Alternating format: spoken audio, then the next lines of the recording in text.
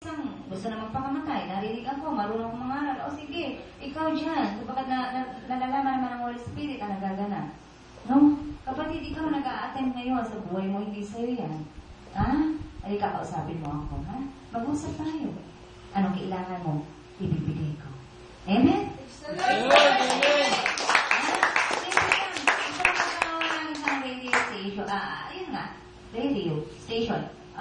Hindi ko naman na sabihin ang title. Mga maunahan eh. Di ba?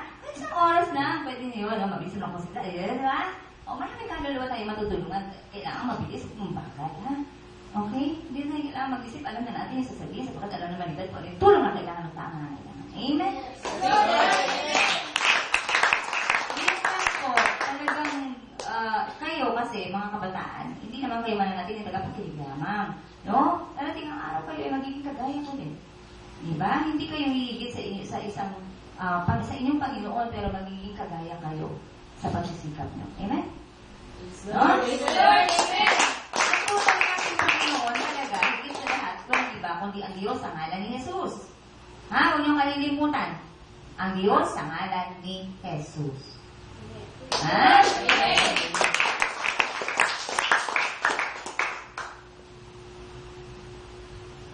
So, yung pagbabago ko, ngayon, ayun na nga, sabi ko na nga, buo na yung bukas ko. Amen? Praise the Lord! Buo na yung bukas ko. Ha? Sabi ko na tao, mahinahon na salita. Okay, ibibigay ko yan. Mahinahon. Ha? Mahinahon, pero makasusugat sa damdamin mo yan kapag matigas ang ulo mo.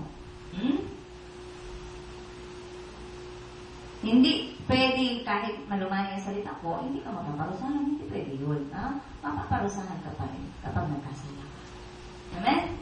Praise the Lord! Yan lang. So, dito tayo nakatingin. Huwag natin pakialaman ang gawain ng iba. Sapagkat talagang marami namang inihayo ang Diyos. Ha? Sa Biblia ay marami. Meron ditong 72 na inihayo. Diba? Meron doong 12 disciples. Diba? So tayo, kasama tayo doon sa mga tinawag ng Diyos sa kapanahunan natin. Amen? Praise the Lord! So ako, ilang babae, huwag niyo napapansinin kung bakit ako babae. Aba, matigas ang aking puso. Kahit ako babae, tatawang babae ako. Pero hindi ako basta-basta magpapatalo sa'yo pagdating sa faith. Ha? Magutom ako kayo. Di nakikita nila na nagugutom ako eh. Nakikita niya ako, hindi kayo siya mahabag sa akin. Diba? Naglilingkod ako sa kanya. Amen? Praise the Lord! Yun lang po. Simple yung lang. Kailangan. Simple. Kaya kayo, mga anak, kung walang baon, yung Panginoon, bigyan mo ng mama ko ng pera. Kasi may activities kami sa isang linggo, o exam na namin. Panginoon, ngayon pa lang, bigyan mo na sa kamay ng mama ko, ha? Para hindi na siya mag-isip. Meron ba kayo ganong isip? Meron ba kayo ganong panalangin? Gawin niyo yan, ha, mga anak, ha? Tulungan niyo ang mga magulang niyong dumalangin. Hindi lang yung hingi agad. Amen? Praise the Lord! Tulungan ko yung anak ko.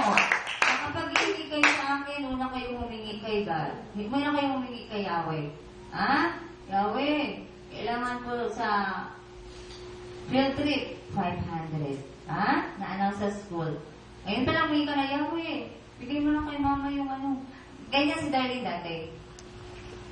Ha? Nagkagamot ako. Makailangan ko po ng pera. Something, kumagkano. Ma'am!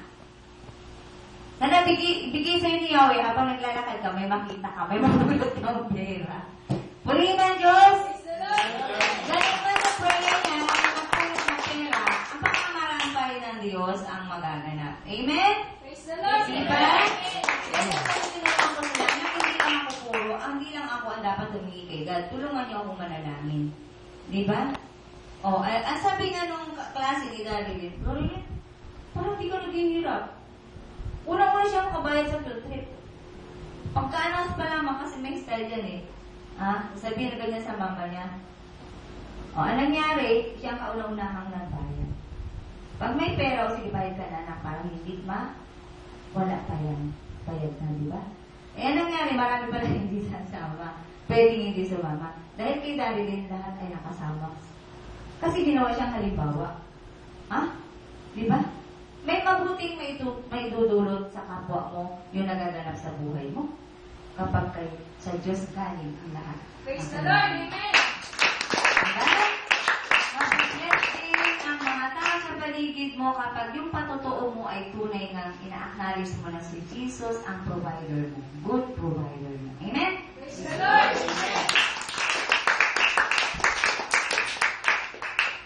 So kung paano kumilos ang Diyos, yun ay problema ng Diyos. Ang problema natin, paano tayo gumawa? Balik sa lahat ng biyaya na tinatanggap natin mula sa Diyos. Praise the Lord. Amen. Kapag unang nagbibigay ang Diyos, sa umpisa pa talagang unang-una na siya ang nagbigay. Amen. Bago tayo naging tao, nakaready na ang lahat ng ating kailangan. Tama ba? Praise the Lord. Amen. Ginawa ng Diyos sa atin. Ha? Kaya kahit may dumating o wala sa ating mga panalangin, nandun palagi ang pasasalamat sa Diyos. Amen? Praise the Lord. Amen. At yan ay malalaman mo kung talagang puro ka na. Hindi ka nga niniwit sa mga pagsubok na nangyayari sa buhay mo. Pagkos ay sabi mo, ay tulungan mo akong maliwanagan ko ito. Kaguluhan na nagaganap sa buhay ko. Ha? Tulungan mo akong malaman. Ano ba ito? Ha? Nalaman mo ba? O, inalaman ko. Yung 13 days na pagsubok ay so, meron pa? Additional? Gustong magpasalamat kay God? Tatay sa unahan? Sa pag-share na yan, pinaparangalan natin ang kabutihan ng Diyos. Praise the Lord. Amen. Ito.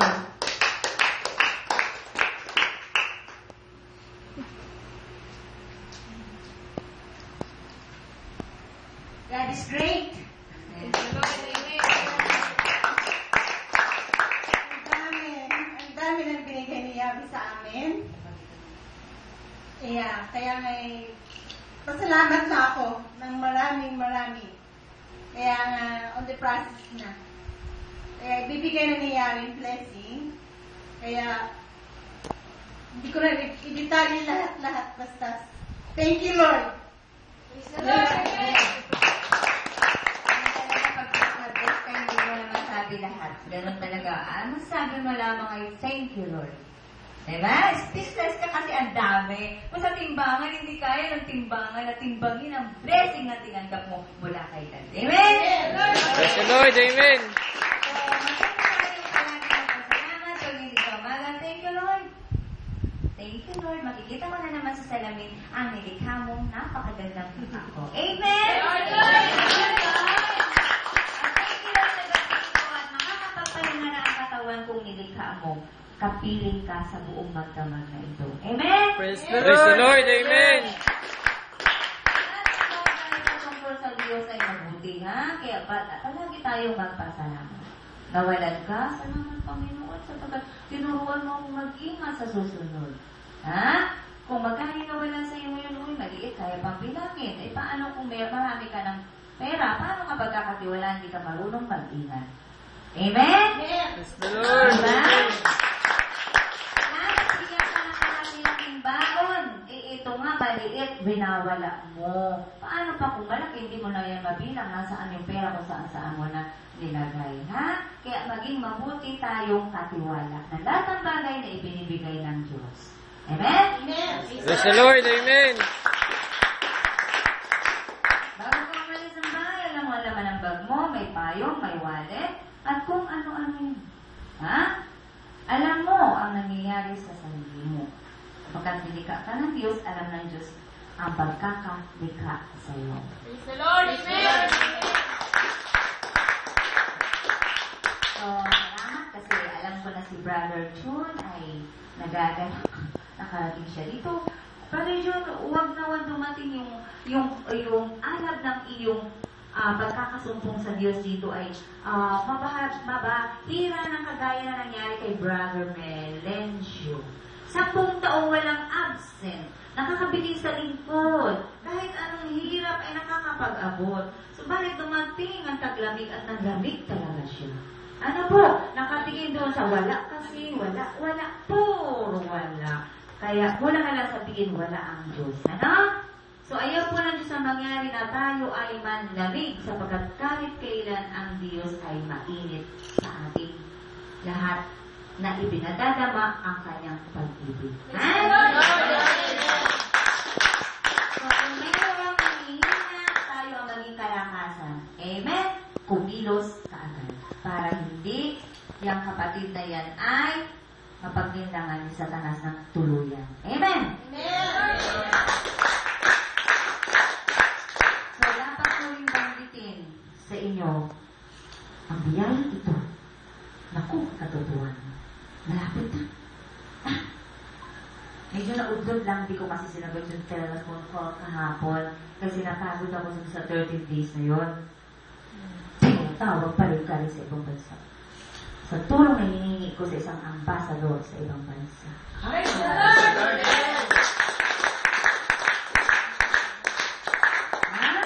After 13 days ang trial sa yun.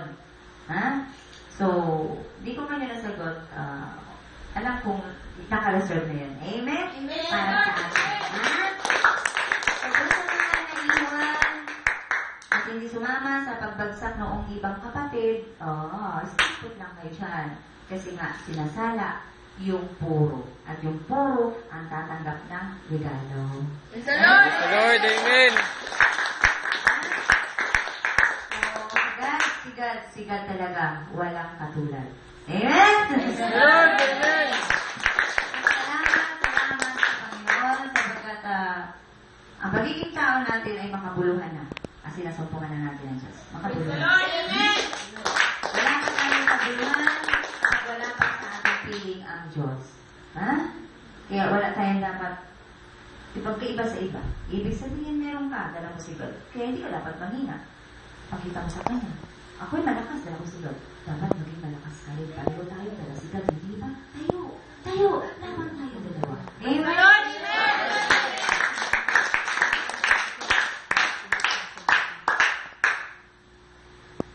Sa mga magulang ninyo, pakita ninyo na mapalan sila at naging anak kayo. Amen?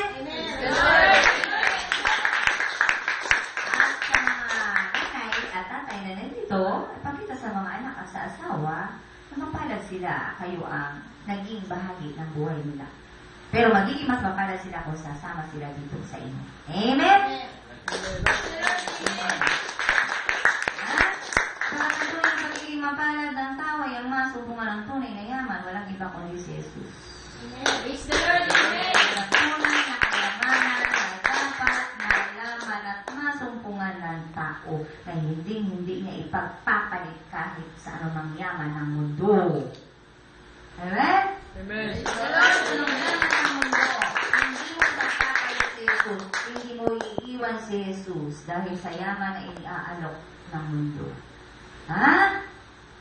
Kaya nga yung sharing ko kagabi, yung lola ko na nagdala nga sa akin palagi sa simbahan, nang yun ay nasa isang maselang karamdaman, nasaksihan ko nga. Dalaga pa ako nun. Butso na, ang balat nakadikit sa buto, pero ang katabi niya ay Biblia.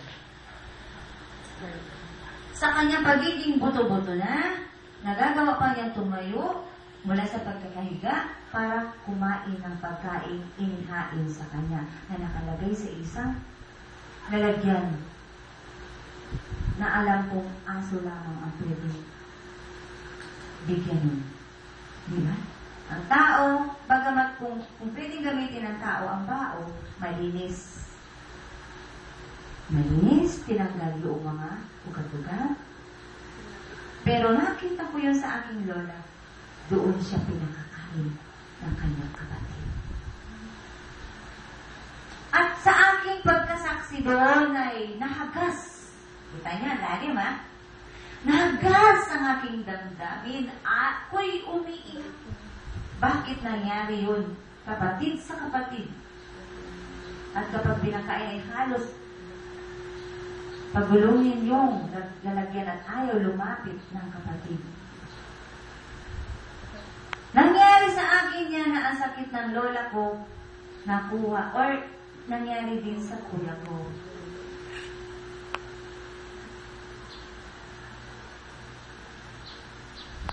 Hindi ko pinagmamalaki.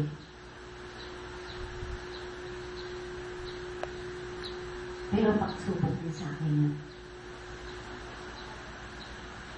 Paano mo pagpipilihan ang kapatid mo sa karamdaman niya na ikaw lang ang inaasahan, walang iba?